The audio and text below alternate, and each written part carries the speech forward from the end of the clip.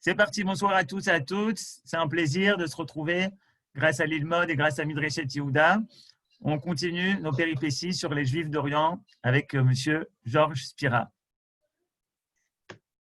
Voilà, bon, bonsoir à tout le monde. Comme d'habitude, je vous fais un petit résumé de ce qu'on a vu la fois dernière pour qu'on se remette un petit peu dans le bain. Donc, nous avions parlé d'abord de la différence de comportement des chrétiens et des musulmans à l'égard des juifs. Pour les chrétiens, la haine du juif est de nature théologique, irrédentiste, irrépressible, violente et mortifère. Donc, il n'y a rien à discuter côté chrétien. Côté islam, l'opposition de l'islam au christianisme est plutôt l'opposition d'un dominant sur le dominé, c'est-à-dire une majorité puissante qui a le pouvoir et qui domine une minorité. Il n'y a pas d'ailleurs que les juifs comme minorité, il y a une minorité chrétienne et autres.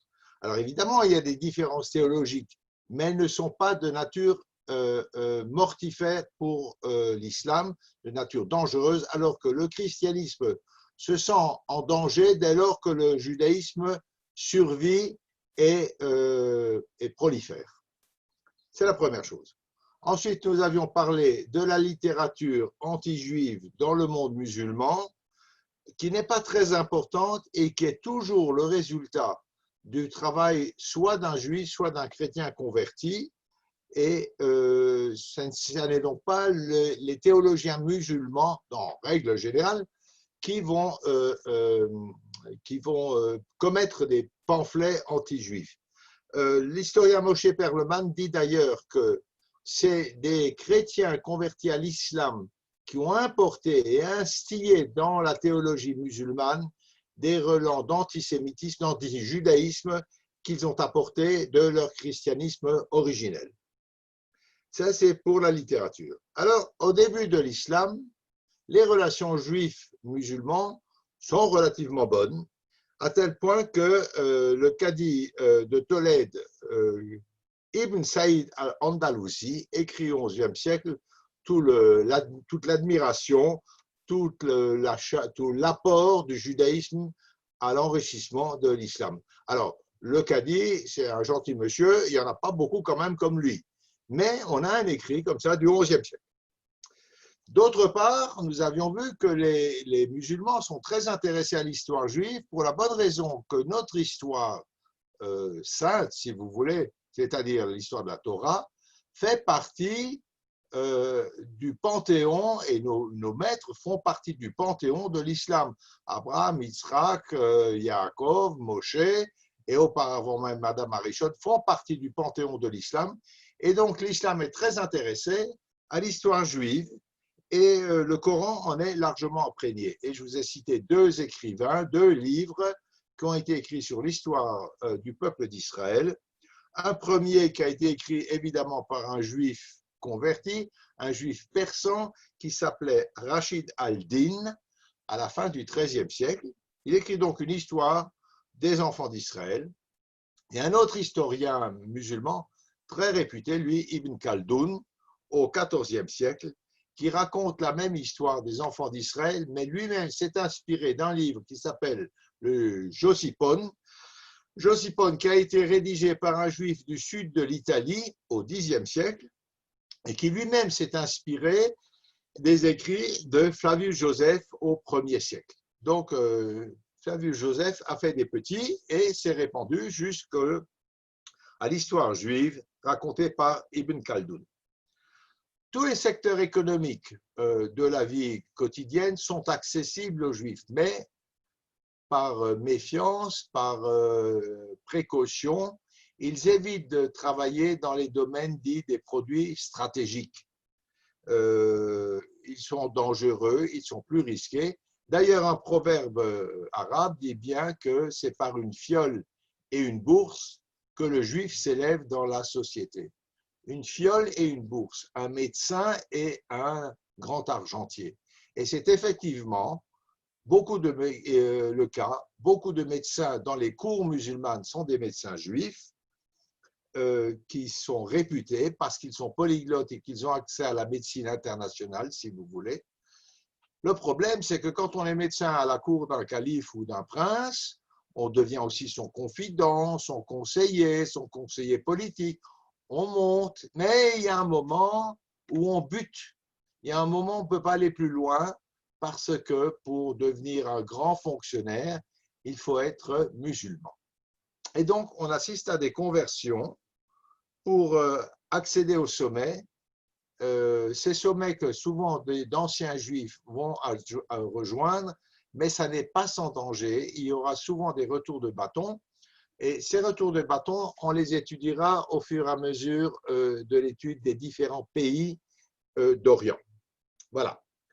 Alors, en ce qui concerne les conversions également, côté juif, on a relativement peu d'informations pour la bonne raison que c'est effectivement pas un titre de gloire pour le judaïsme d'avoir des enfants qui quittent le giron pour se rejoindre l'islam. Côté musulman non plus, c'est pas très documenté pour la bonne raison qu'au regard des musulmans, la conversion est l'aboutissement normal d'une réflexion intelligente et bien menée. Donc, il n'y a pas de victoire, c'est la victoire de l'islam. Ce n'est pas une victoire, c'est l'aboutissement normal de la réflexion d'un homme sensé que d'épouser l'islam. Alors, les seules documentations qu'on a, c'est lorsqu'il, dans le monde musulman, c'est lorsqu'il s'agit de conversions qui sont celles soit des conversions de masse, soit des conversions de personnalités éminentes, soit des conversions qui ont posé un problème juridique. Et à propos de conversion de masse, celle-ci commence tout de suite au tout début de l'islam, parce qu'un certain nombre de juifs ont pensé que ce mouvement nouveau qui apparaît, en fait, était un mouvement de libération pour les Juifs, de libération de la Palestine, et permettra un retour triomphal des Juifs dans leur patrie ancestrale. Alors évidemment, la déconvenue a été assez rapide, et dès qu'on s'est rendu compte que le projet de l'islam n'était pas franchement d'apporter aux Juifs la possibilité de retourner en Eretz Israël, les conversions se sont arrêtées.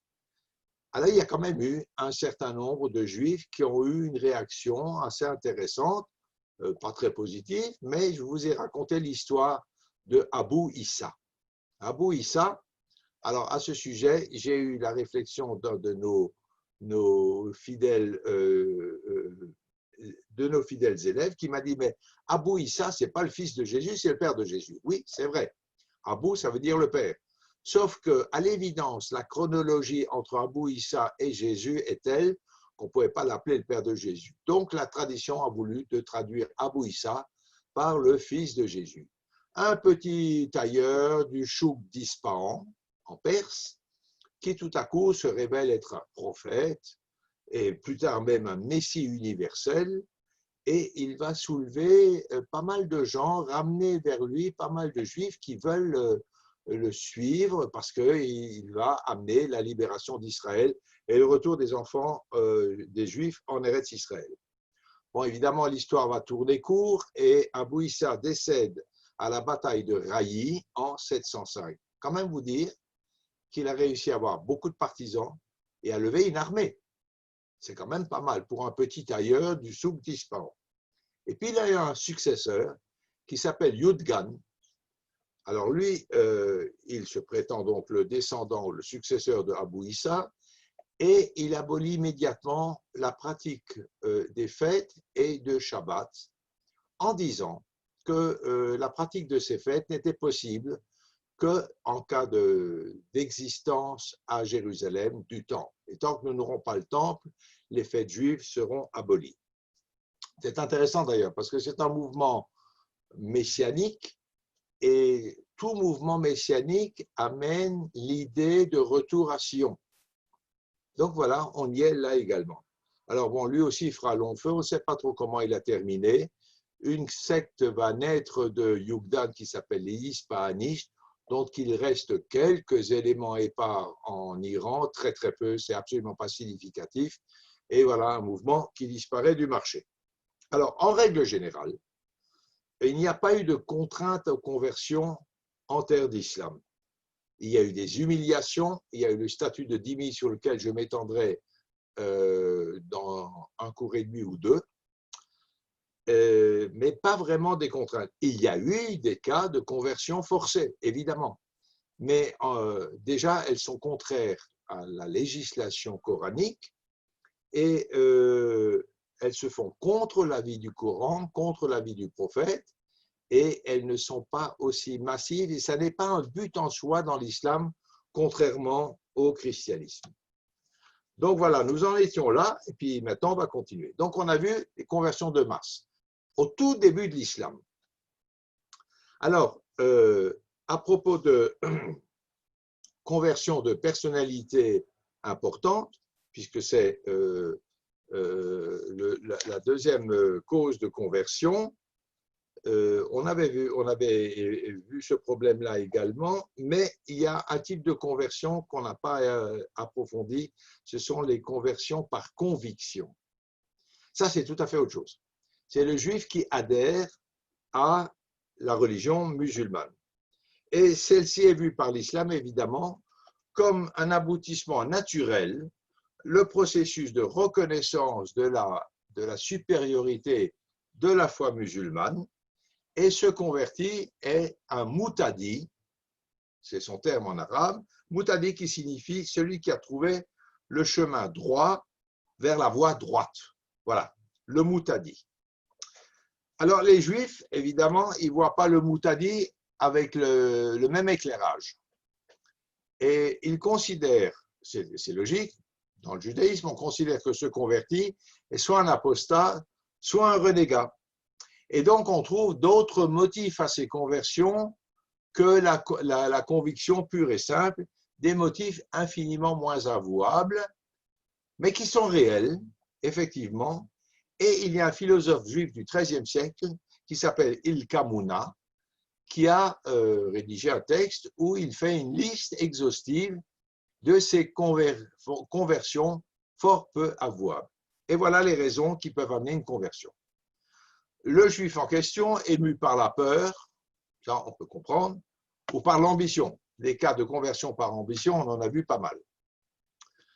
Le juif doit au trésor une grosse somme d'argent. Ça, c'est intéressant parce qu'une législation coranique dit que le non-musulman qui se convertit n'est pas tenu de payer ses dettes au fisc. Donc, c'est une bonne manière de gommer les dettes fiscales. Il veut échapper à son statut d'opprimé. Assez facile à comprendre, ce n'était pas très agréable de vivre avec le statut de dhimmi. Un autre cas où le Coran absout de la peine la personne condamnée, c'est un condamné à une peine de prison qui, lorsqu'il se convertit à l'islam, voit sa peine de prison remise. Et le dernier cas est intéressant, c'est le juif qui se convertit parce qu'il est tombé amoureux d'une femme musulmane. Et là, l'islam a une double réponse. Si un musulman épouse une juive ou une chrétienne, il peut l'épouser, il n'est pas même obligé de la convertir à l'islam. Ce n'est pas vraiment ce qui se passe aujourd'hui, mais nous sommes là au Moyen-Âge, Donc, pas d'obligation de convertir cette femme chrétienne ou juive à l'islam. Mais par contre, si une femme musulmane épouse un chrétien ou un juif, il doit se convertir à l'islam. La raison, je pense, mais je ne connais pas toutes nos halakhot à nous, alors vous imaginez que je n'ai pas tellement étudié les halakhot de l'islam, mais je pense simplement que la qualité de musulman est conférée à un enfant par son père. Et donc, si une musulmane épouse un non-musulman, il faut qu'il devienne musulman pour que les enfants soient musulmans. Je pense que c'est l'explication la plus logique. Voilà. Donc, les juifs dont la conversion est documentée répondent effectivement à ces critères, la peur, un mariage, échapper à un impôt, etc. Pourtant, il y a quand même des conversions sincères et en voici quelques exemples. Le premier, c'est un monsieur dont je vous ai déjà parlé qui s'appelle Ka'b al-Ahbar. C'est le plus célèbre. Qui est ce monsieur? C'est un juif yéménite qui s'est converti à l'islam en 634. Imaginez-vous, en 634, 12 ans après l'hégire. C'est extrêmement rapide. Il se rend à Médine et devient un proche du calife Omar Ier. Et il part avec lui à Jérusalem. Et je vous en ai parlé à cette occasion parce qu'arrivé à Jérusalem, il dit au calife, tu sais, il faut se tourner vers Jérusalem pour prier. Et le calife lui dit, ah, mais non, non, pas question. Tu veux nous amener dans l'islam des traditions juives. On se tourne vers la Mecque. On est là en 636. Donc, vous voyez bien que dès le départ, Jérusalem n'a aucune valeur aux yeux de l'islam. Je le dis pour notre situation actuelle et contemporaine. Mais ça, nous y reviendrons évidemment longuement plus tard. Donc voilà, Omar lui dit, pas question, on se tourne vers la Mecque. Il était très proche du calife Omar Ier. Ce Har al-Abar meurt en Syrie en 656 et jusqu'avant la révolution en Syrie, on pouvait encore voir sa tombe à Damas. Est-ce qu'elle existe encore? Je ne peux pas vous le dire. Alors, il raconte beaucoup de choses sur Omar et ses récits sont dignes de foi. Et il dit notamment qu'Omar Ier est un homme sage, plein de savoir et plein de qualité. Évidemment, c'est son ami, mais il semblerait quand même que ses propos soient assez crédibles. Pour autant, M. al-Abar suscite des sentiments mêlés parce que dans ses explications théologiques sur l'islam, il a très fréquemment recours au judaïsme. Et donc, il y a un mélange des genres là qui ne plaît pas tellement, donc on discute, on le critique un petit peu, ses interprétations doctrinales ne sont pas toujours reçues. Il est accusé de vouloir introduire des éléments de judaïsme dans l'islam. Mais bon, ça s'arrête là. Des discussions. Le calife décède et Ka'b al-Akhbar amène son soutien politique au calife Othman lors de la première guerre civile de l'histoire de l'islam. Alors, des guerres civiles dans l'islam, il y en a eu beaucoup. Et ce qui a provoqué des fractures dans l'islam, on en verra plusieurs au cours de ces cours. Donc, il apporte son soutien à Othman et ce faisant, évidemment, il ne se fait pas que des amis. Les opposants à Othman s'opposeront à ce personnage. Voilà. Deuxième personne convertie par conviction, c'est Wahb ibn Munabli, qui est né lui aussi au Yémen, à Sanaa, en 654, on est un petit peu plus tard. C'est une autorité en matière de judaïsme et de christianisme. Et il est souvent cité comme étant l'origine de récits traditionnels juifs. Il est pieux, un bon musulman, et ça ne l'empêchera pas d'avoir des problèmes avec les autorités. Et finalement, il mourra en 732 et âgé, il a 82 ans. Ça n'empêche pas le gouverneur du Yémen de le faire fouetter en place publique et il mourra des suites de ses coups de fouet. Alors, ce sont les premiers convertis à l'islam, la conversion de masse, la conversion par intérêt et ces personnages que je vous ai cités, ils ont enrichi l'islam en lui apportant des éléments du judaïsme clairement. Ça, c'est les premiers convertis. Mais par la suite, il y a eu des convertis ultérieurs pour des motifs non religieux, ce que nous avons vu tout à l'heure, et qui eux aussi ont apporté leur écho à l'islam en faisant des emprunts au judaïsme. Le premier d'entre eux, né à Bagdad en 930, on fait un saut de 250 ans là, et il s'appelle Yacoub, donc Yacoub ibn Kilis.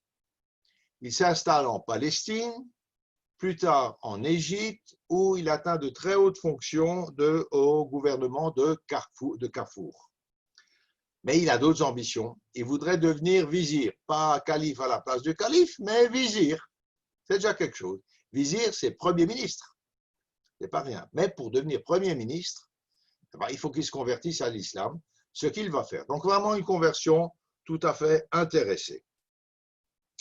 Il se convertit, il passe au service des Fatimides et parvient en fait de sa puissance sous le règne d'Al-Aziz. Alors Al-Aziz, On l'a appelé le lion fou. C'était un calife sanguinaire.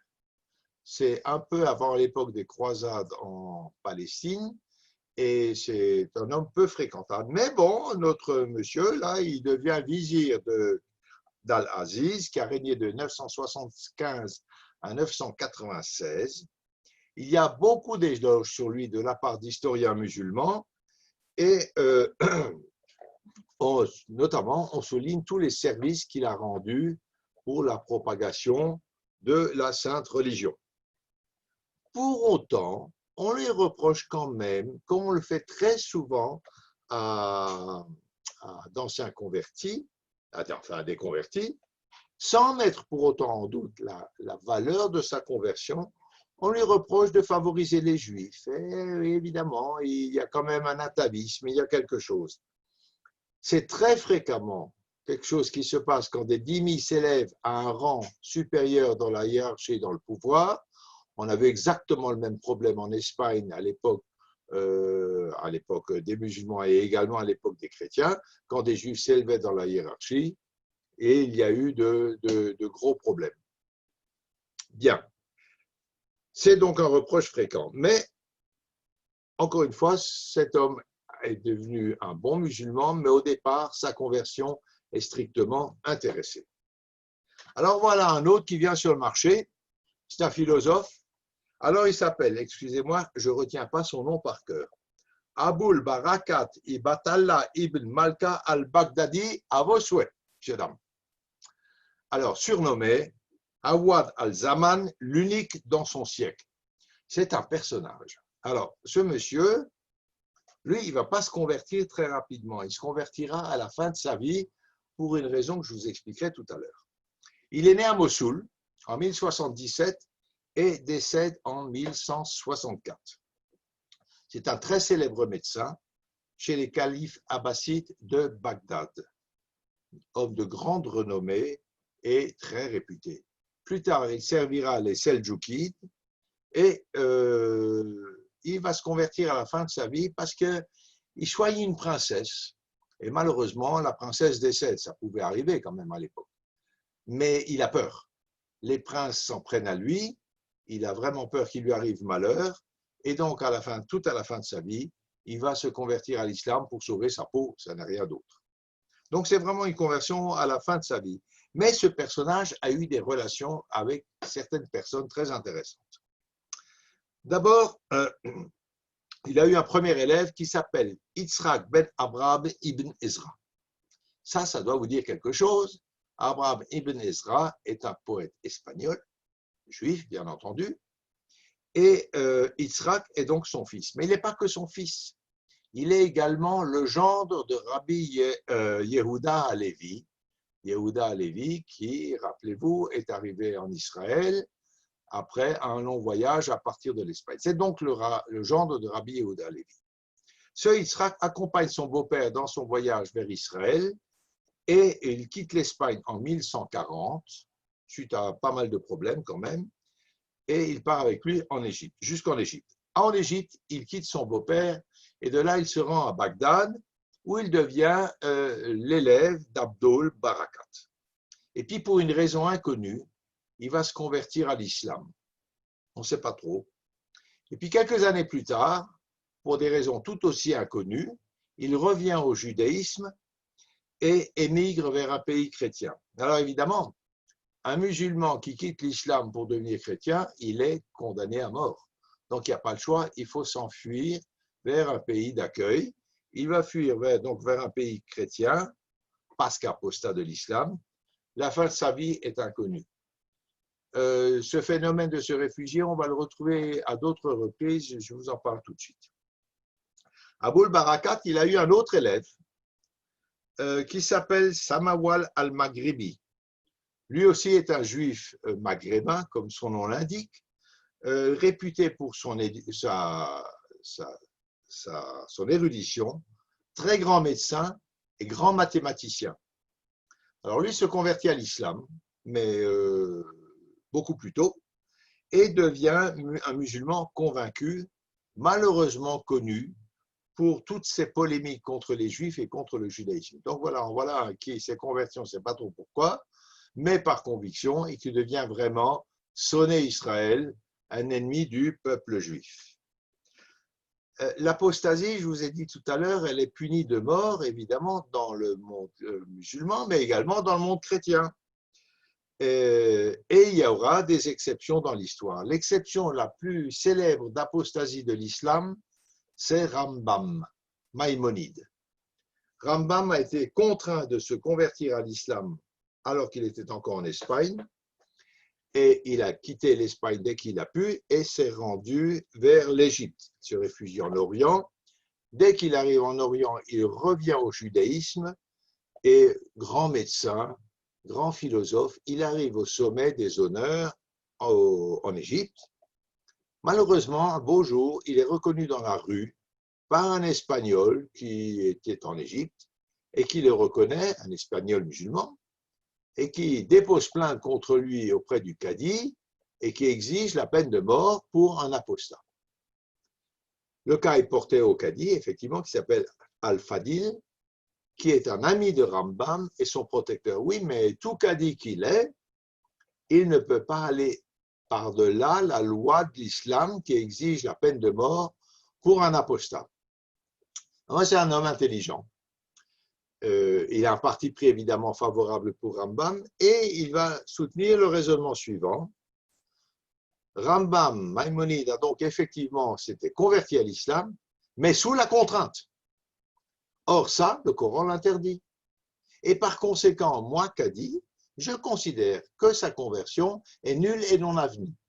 Et du moment que sa conversion elle est nulle et non avenue, il n'y a pas d'apostasie. Et c'est comme ça que le Kadi a sauvé Rambam d'une accusation d'apostasie portée contre lui en Égypte. Les apostats se réfugient, alors c'est un va-et-vient. Un apostat de l'islam, quelqu'un qui quitte l'islam, va se réfugier en terre chrétienne. Un apostat chrétien va se réfugier en terre d'islam. Parce que pour l'islam, quelqu'un qui quitte le christianisme n'est certainement pas condamnable et la réciproque est tout aussi vraie. Maintenant, en Espagne, à la grande époque de l'Espagne, les Juifs se sont réfugiés selon les époques, soit de terre d'islam en terre chrétienne, là on ne parle pas d'apostasie, on parle simplement de se sauver, parce que l'Espagne à un moment donné a été sous domination des Almohades qui étaient Daesh de l'époque, et ils risquaient vraiment leur vie, contrairement aux principes du Coran, donc ils se réfugiaient en terre chrétienne, et à d'autres moments, poursuivis par les chrétiens, ils se réfugiaient en terre d'islam, selon l'opportunité du moment. Alors, la conversion ne signifie pas obligatoirement la fin des ennuis pour le juif qui s'est converti à l'islam. Et c'est ainsi qu'on a l'histoire d'un monsieur qui s'appelle Rachid al-Din Fazlala, très grand médecin lui aussi, et administrateur et politicien qui monte très haut à la cour des Khan mongols. Alors évidemment, quand ils sont en danger, c'est parce qu'il y a des jalousies, vous imaginez bien, qu'un ancien juif converti arrive à être le bras droit du Khan, c'est quand même extrêmement inquiétant. C'est un des plus grands historiens du monde musulman. Il a écrit plusieurs livres et pour sa carrière, lui aussi, il va se convertir à l'islam.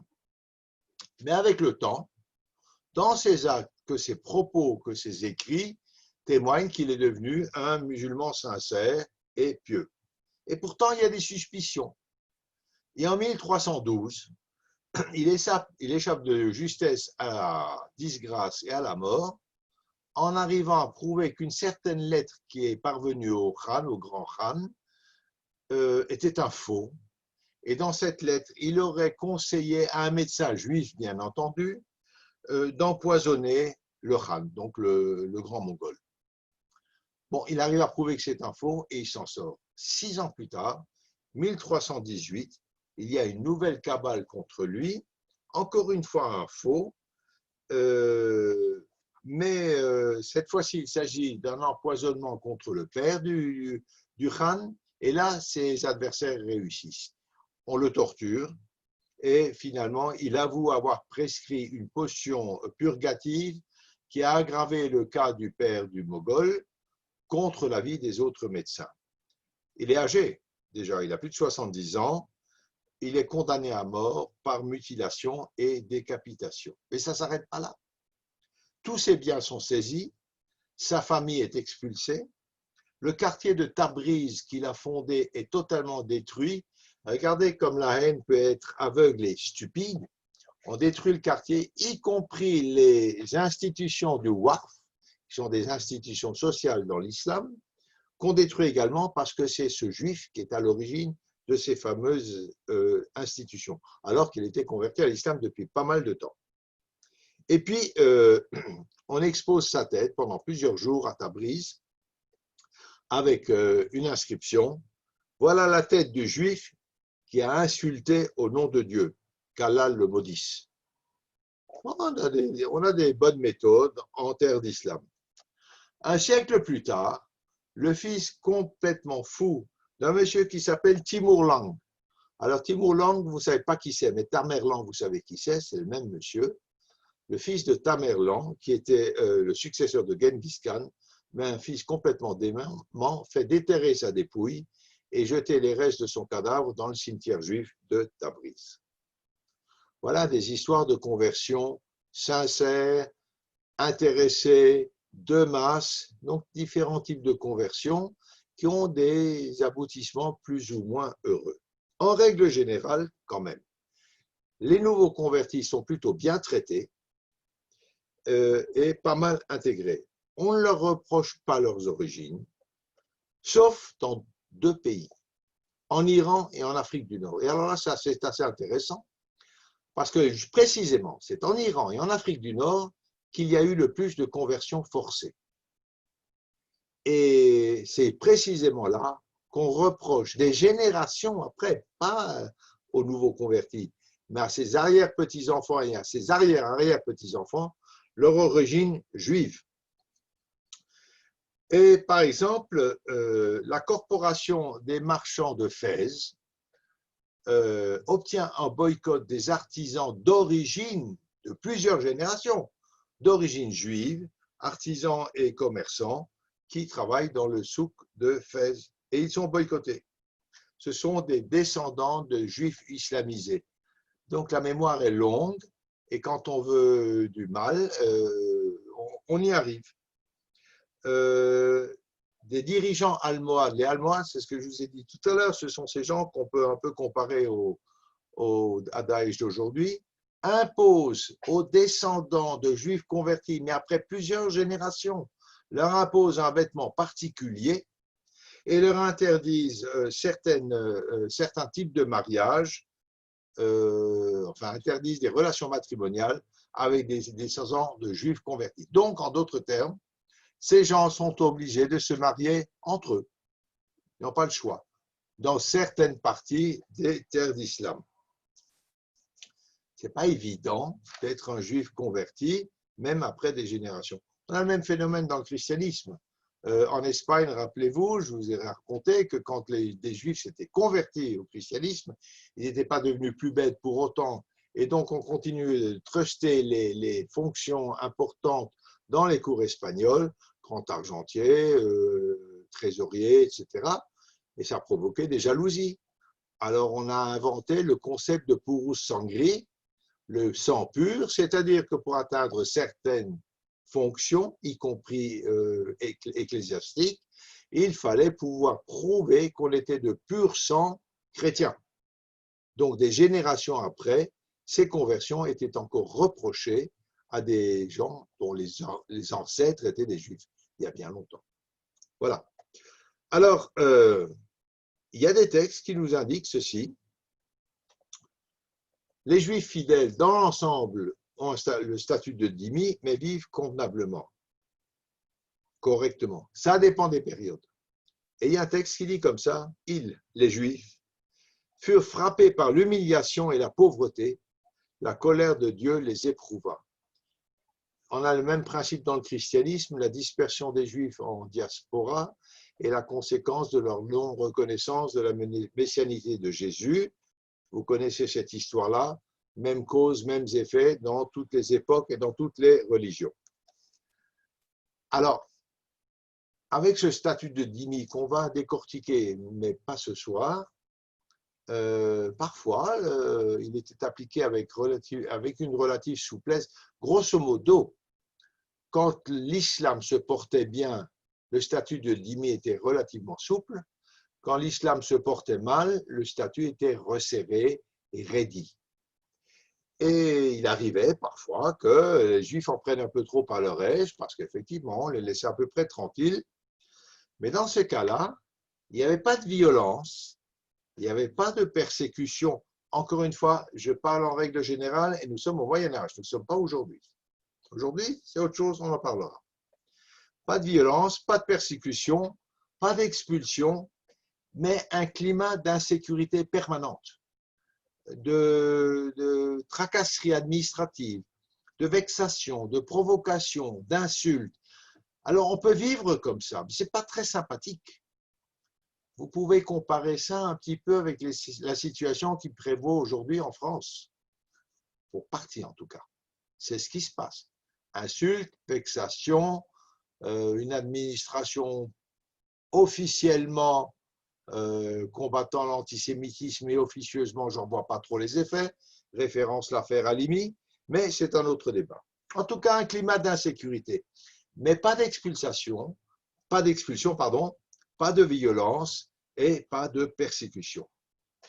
Après les croisades, là, l'islam a pris un coup sur la tête. Et effectivement, le statut de dhimmi sera appliqué de façon beaucoup plus rigoureuse et beaucoup plus difficile à supporter. Rambam, Maïmonide, vraiment le fleuron de cette culture judéo-islamique, de cette tradition, est lui-même victime de cette intolérance. On l'a vu quand il était en Espagne. Et à propos de Rambam, il est intéressant de noter la différence de ton qu'il utilise selon le destinataire à qui il adresse une lettre. Quand il s'adresse à son traducteur provençal, il n'arrête pas de louer la culture de l'islam, le niveau de développement des sciences en islam et l'extraordinaire développement de l'art, de la poésie en terre d'islam. Et à l'inverse, quand il écrit à la Higueret Théman, la lettre aux Juifs du Yémen, en 1172, il donne des conseils aux Juifs du Yémen confrontés, là, pour le coup, à des conversions forcées, et il confie la peine que lui cause, je cite ces mots, la condition misérable des Juifs en terre d'islam. Aucune nation n'a causé plus de tort à Israël que cette nation d'Ismaël qui nous persécute et nous avilit. Il faut quand même remarquer que ces réflexions de Rambam sont largement inspirées de son expérience assez désastreuse et en Espagne et au Maroc. Après, ça ira beaucoup mieux quand il sera en Égypte. Voilà. Alors, dans la rhétorique musulmane, il est tout à fait courant de discréditer un individu, un opposant, en lui attribuant des origines juives. C'est une insulte. Voilà, on lui attribue des origines juives, ça situe immédiatement le personnage dont nous parlons. Ce n'est pas une exclusivité de l'islam, hein, je vous rassure, dans le christianisme, on a fait la même chose. Là où c'est plus grave, c'est quand on attribue à des juifs la responsabilité de schisme dans l'islam. Et là, nous avons trois situations, trois cas dans l'histoire qui sont intéressants à relever. Il y a le schisme du chiisme, je ne fais pas un jeu de mots, hein. La rupture du schisme. Le schisme se présente avec un culte exalté de l'imam Ali, et on attribue cette fracture à Abdallah ibn Saba, un juif yéménite converti. On prête corrige, qu'est-ce que vous voulez, c'est comme ça. Il apparaît comme le promoteur des thèses extrémistes du chiisme, et il faut dire aussi, mais je ne peux pas vous répondre plus avant que ça, ça a été la tradition du chiisme. Mais des orientalistes plus récents mettent en doute et son existence et la vérité, la véracité de ce récit. Je ne peux pas vous répondre plus que ça, j'en sais pas plus. Mais longtemps, en tout cas, et dans l'inconscient et dans la tradition chiite, c'est un juif qui a amené le schisme du chiisme. Mais là où c'est important, c'est que ce schisme a provoqué une fracture définitive dans l'islam que nous voyons aujourd'hui. Vous voyez bien qu'il y a une guerre entre sunnites et chiites, et les sunnites condamnent largement le chiisme. C'est beaucoup plus grave, c'est un ennemi beaucoup plus important, le chiisme, que le judaïsme. On le voit aujourd'hui avec des relations qui se réchauffent doucement, difficilement avec le monde arabe, mais quand même, contre l'Iran chiite. Et donc, attribuer à un juif l'origine de ce schisme, vous voyez tout de suite à quoi on peut arriver. Les juifs sont, je vous le dirai après, ce qu'ils sont. Il y a un deuxième personnage qui est un moutazilite. Alors là, c'est encore beaucoup plus peu crédible. Il s'appelle Ibn al-Rawandi, au IXe siècle, d'origine juive, lui également, et qui a été accusé d'être l'inspirateur des idées extrémistes des Abbassides. Alors là, c'est d'autant plus étonnant que précisément les moutazilites sont une branche de l'islam réputée pour sa tolérance, pour avoir une philosophie de tolérance, une philosophie d'ouverture aux autres. Et voilà qu'on accuse ce bonhomme d'être à l'origine des idées extrémistes des Abbassides. Le troisième personnage s'appelle Abdallah ibn Maïmoun al-Qada. Là aussi, à vos souhaits. Alors lui, il apparaît comme le fondateur de la doctrine ismaélienne et l'ancêtre des califes fatimides. Les fatimides, ce n'étaient pas des gentils non plus. Hein. Ils ont régné en Égypte un peu avant les croisades et ce n'étaient pas vraiment des gentils. C'est un juif de naissance et ses opposants, puisqu'évidemment ces ruptures dans l'islam sont un danger pour le monde islamique, et donc il faut trouver des condamnations. Ah, c'est un juif, c'est pas tellement étonnant. Et donc, on accuse cet homme d'être à l'origine de l'ismaélisme, qui est une hérésie judaïsante.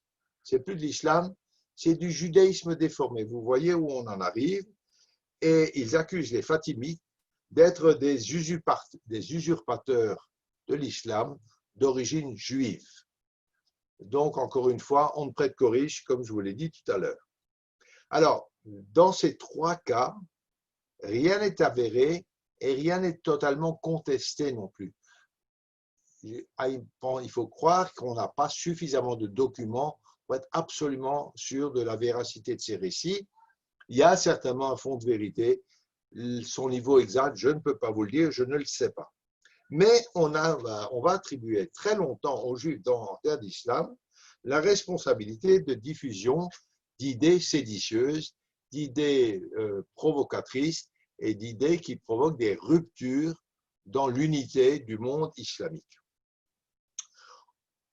Plus récemment, au début du XVe siècle, les derviches ont failli faire sombrer les tout débuts de l'Empire ottoman. Les derviches, dont le chef prêche un mélange des religions et une espèce de communisme, le chef s'appelle le Qadi Bedreddin. Alors ça, on n'a pas de problème avec lui, mais son bras droit est un juif converti qui s'appelle, alors là par contre c'est documenté, Torlak Kemal. Et on attribue à ce Torlak Kemal une influence extrêmement puissante sur Bedreddin et un rôle très néfaste. Dans une époque plus moderne, plus récente encore, ces accusations de rupture dans la foi passent du domaine religieux au domaine politique. Et par exemple, l'opposition conservatrice des provinces arabes de l'Empire ottoman, l'opposition aux jeunes Turcs menée par Kemal Atatürk, dénonce une infiltration des Juifs dans l'environnement direct de Atatürk. Ça, c'est une époque récente, début du XXe siècle. Là aussi, donc, les Juifs sont les mauvais inspirateurs, les mauvais anges de ces grands chefs du monde musulman. Et plus près de nous encore, on a accusé les Juifs de répandre le socialisme, quelle horreur, dans le monde musulman, dans le monde arabe. Mais par contre, on s'est très rapidement rendu compte que le terme de socialiste apparaissait comme très vertueux dans le monde occidental. Ce qui fait qu'on a aujourd'hui, malgré une condamnation des Juifs qui ont instillé le socialisme dans le monde arabe, encore une fois, quelle horreur, on a une flopée de dictatures qui se présentent officiellement avec le titre de République socialiste d'Arabie, de ceci ou de cela. Ou royaume, on ne va pas dire encore royaume socialiste, mais c'est pour bientôt. Donc voilà, les Juifs sont vraiment des gens qui fichent le bazar là où ils passent, vous voyez bien. Dans l'imaginaire musulman, le Juif est un agent de subversion. Et en même temps, c'est le prototype de l'humilié et de l'opprimé. Ce n'est pas tout à fait compatible, mais c'est comme ça que ça fonctionne. Il est subversif, opprimé et humilié. L'idée d'humiliation est extrêmement importante dans l'islam. Et je vais vous l'illustrer par quelque chose de très contemporain. Vous avez souvent lu dans les journaux des petits voyous de banlieue à Paris qui cassent la figure à un jeune parce qu'il n'a pas baissé les yeux devant eux. Baisser les yeux, c'est un signe d'humiliation. Donc, je ne suis pas sûr qu'ils fassent le ramadan tous les ans, même pas qu'ils prient 5 fois par jour, mais ils connaissent les méthodes d'humiliation qui sont inhérentes à l'islam. Ça, c'est aujourd'hui. Voilà. Alors, c'est une figure de rhétorique permanente dans l'islam de montrer la justice aussi. Alors, ce sont des petits saints, les musulmans, qui pratiquent une justice absolue. Mais il est vrai que dans le Coran, la notion de justice est très importante. Cela dit, il y a des couleuvres un petit peu difficiles à avaler. Par exemple, quand on nous raconte que Soleiman le Magnifique a refusé d'exproprier un juif qui refusait de lui vendre un petit terrain et qui empêchait le calife de construire la belle mosquée de Soleiman, on a du mal à l'accepter. On raconte la même histoire à propos d'Omar, du calife Omar, et à propos du calife Ali.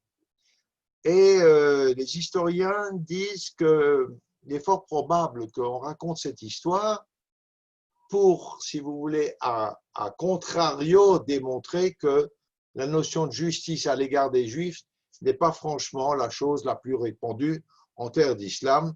On peut quand même s'imaginer que Soliman n'a pas fait grand cas de ce juif qui lui refusait ce terrain et qu'il a certainement foutu dehors. Alors, pour autant, le professeur Gottheim, qui doute de l'impartialité donc de la justice musulmane, nous parle de beaucoup d'archives musulmanes de l'Empire ottoman qui montrent que, dans l'Empire ottoman, donc c'est plus récent, qui montrent que les Juifs font très souvent appel au cadi pour juger et qu'il leur arrive de gagner des procès et qu'ils portent même souvent devant la justice musulmane ou la justice de l'État, si vous voulez, des cas qui relèvent du Beddin, mais que les Juifs préfèrent voir juger par le cadi. Alors le Beddin, puisque je viens d'en parler, il faut que je vous en retouche un mot.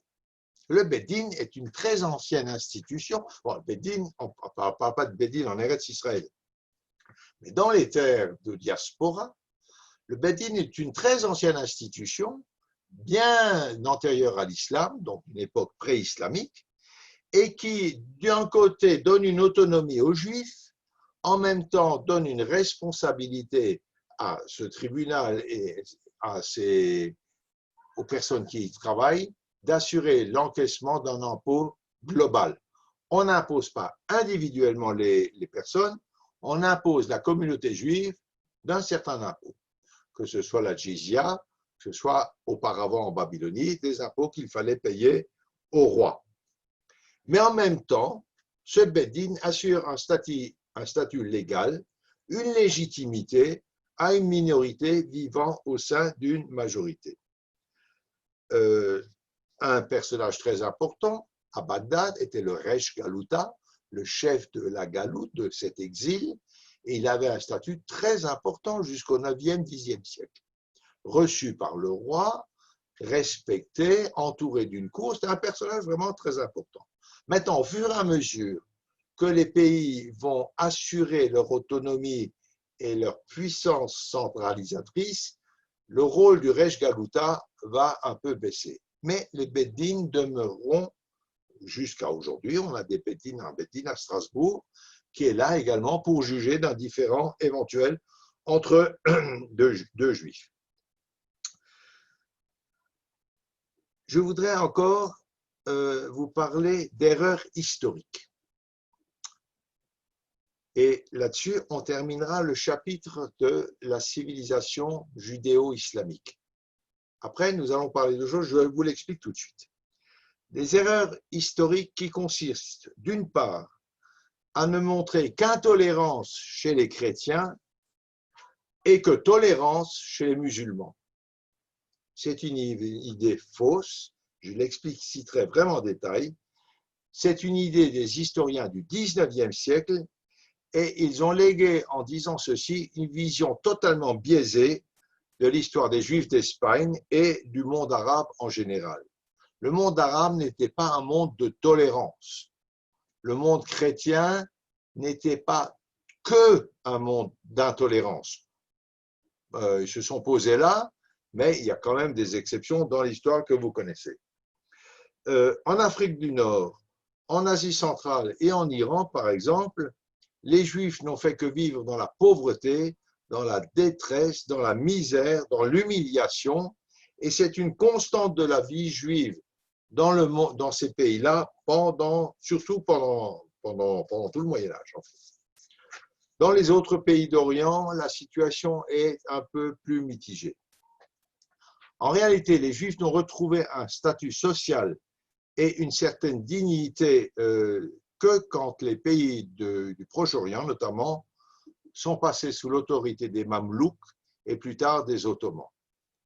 Quant au statut de dhimmi, que je vais vous expliciter, il va être supprimé lors des protectorats ou des gouvernements français ou anglais ou italiens, etc., selon les pays. Donc, ce statut de dhimmi va perdurer extrêmement longtemps et nous verrons qu'il revient. Voilà. Ça, c'est à peu près ce que je voulais vous raconter à propos de l'histoire du judéo-islamisme, de la civilisation judéo-islamique. Le prochain groupe de cours, je peux l'amorcer un petit peu, on a encore un petit peu de temps si vous voulez. Ça va, Johan, on peut encore faire un petit bout? Bah, il répond. En place, Johan, mais oui, on a encore un peu de temps, Ok. La prochaine étape, c'est d'essayer de voir, c'est sous un angle différent, comment l'islam voit les autres religions. Alors parfois, on va recouper des choses que je vous ai dites, mais on va avoir un éclairage un petit peu différent. Et si vous voulez, on pourrait tout de suite commencer par deux clichés qui sont totalement faux. Le premier, c'est une image courante qui est d'ailleurs illustrée par nombre de tableaux, de tapisseries, de peintures, etc., qui montre un cavalier arabe fanatique tenant dans une main un sabre et dans l'autre main le Coran. Et ce cavalier conquérant, c'est les débuts de l'islam, donne le choix entre le sabre ou le Coran. C'est clair.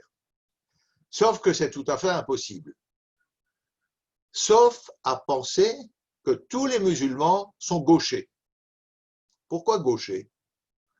Parce que, normalement, on tient le cimetière, dans la main la plus valide. Je ne pense pas qu'ils soient tous gauchers. Or, l'islam interdit jusqu'à aujourd'hui de tenir un Coran dans la main gauche, parce que la main gauche est la main des gestes impurs. Donc, ça signifierait que tous les cavaliers arabes déferlent en horde en tenant le Coran de la main droite et le sabre de la main gauche. Ça ne marche pas. Première utopie.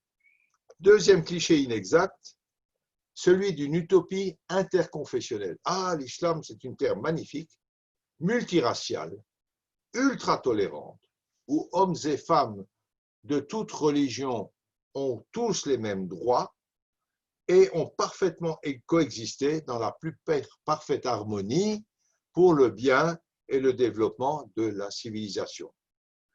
Encore une image complètement inexacte, complètement fausse, et, excusez-moi, voilà. Et ces images, je vais vous dire tout de suite d'où elles viennent. L'islam, des débuts de l'ère islamique, donc entre le 6e et le 10e siècle, grosso modo, ce n'est pas l'Amérique et ce n'est pas non plus l'Allemagne nazie. C'est entre les deux. Maintenant, ces clichés que je viens de vous raconter sont très récents. Et surtout, ils ne sont pas le fait du monde musulman.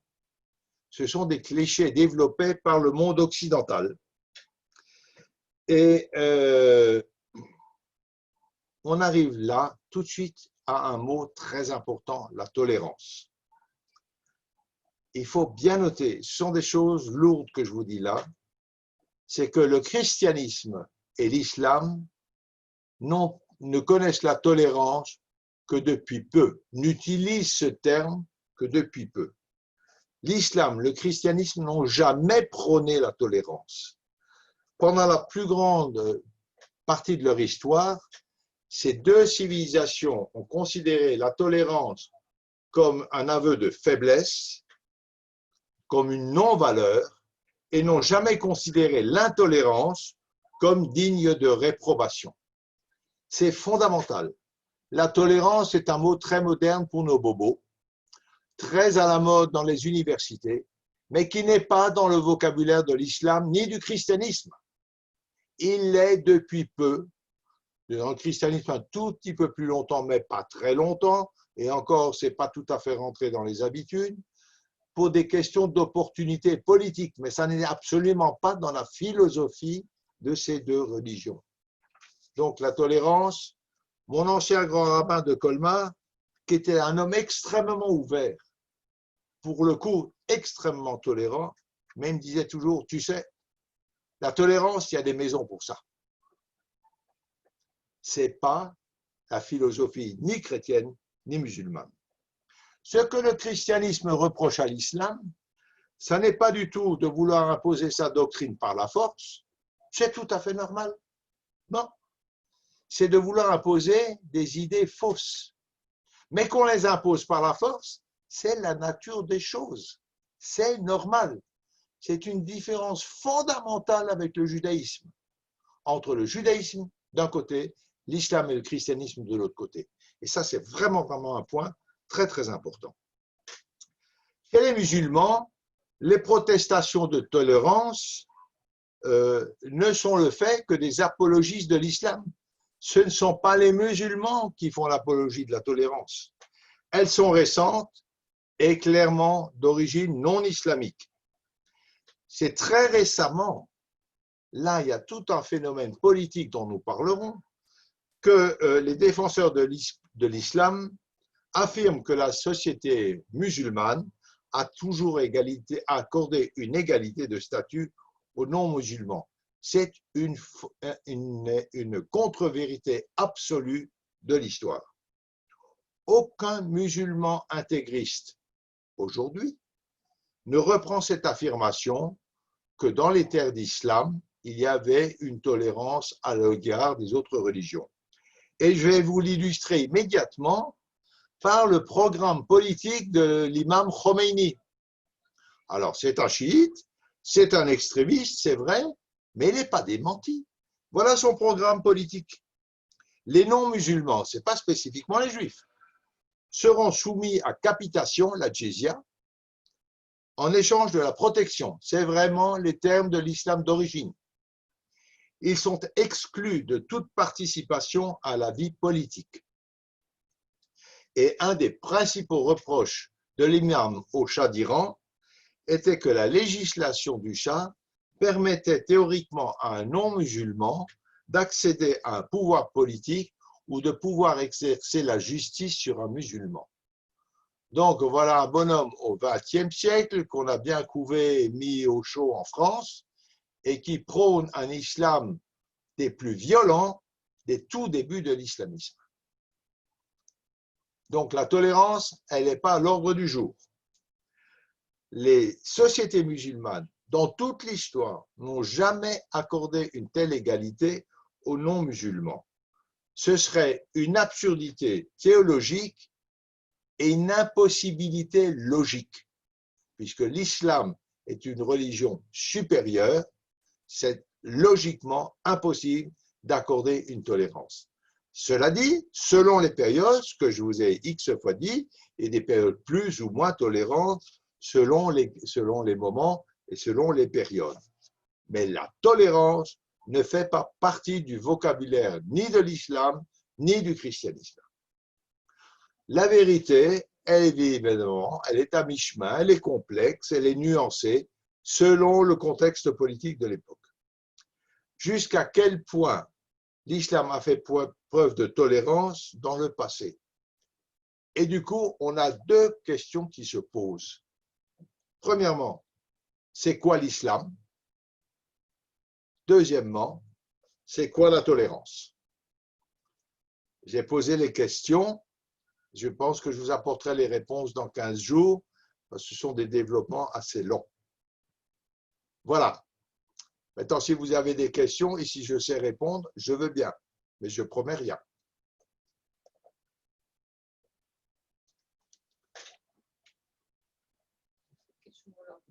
C'est clair? Alors, les participants, là, ils peuvent allumer leur micro, ceux qui veulent poser des questions.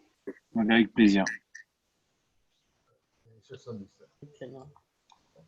Bonsoir. Bonsoir. Bravo encore.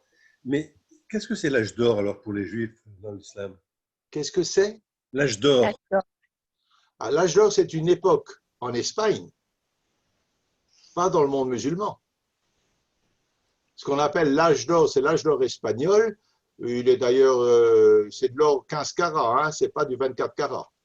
Mais oui, il y a eu un âge d'or en Espagne où il y a eu une osmose, c'est un mot un peu fort, mais en tout cas une grande entente entre les musulmans et les juifs et même les chrétiens, et où on a eu une production intellectuelle, philosophique, scientifique, architecturale très importante. Ça a été une période, au début de l'occupation de l'Espagne par les musulmans, jusqu'à ce qu'arrivent les Almohavides, qui étaient déjà un petit peu plus rigoristes, et surtout les Almohades, qui, conformément aux traditions de l'islam aujourd'hui, détruisent tout sur leur passage et ne laissent rien derrière eux. Voilà. Mais il y a eu effectivement un âge, ce qu'on appelait un âge d'or espagnol, pas dans le monde musulman. Il n'y a jamais eu d'âge d'or, mais il n'y a pas eu non plus vraiment un âge de fer. C'est très nuancé. Et c'est selon les périodes et selon les pays et selon les gouvernants. Ça, c'est une histoire qu'on verra quand on racontera l'histoire pays par pays. Mais effectivement, il y a eu un âge d'or. Ça va comme réponse? No answer. Tout va bien. Tout va bien. Bon, d'autres questions? Merci. C'est pas trop compliqué? Non, ça va. Ça va. Ça va. Bon, bah, a priori, tout est clair. Merci beaucoup. Merci beaucoup, Erev Tov, les Koulam. On attend la suite.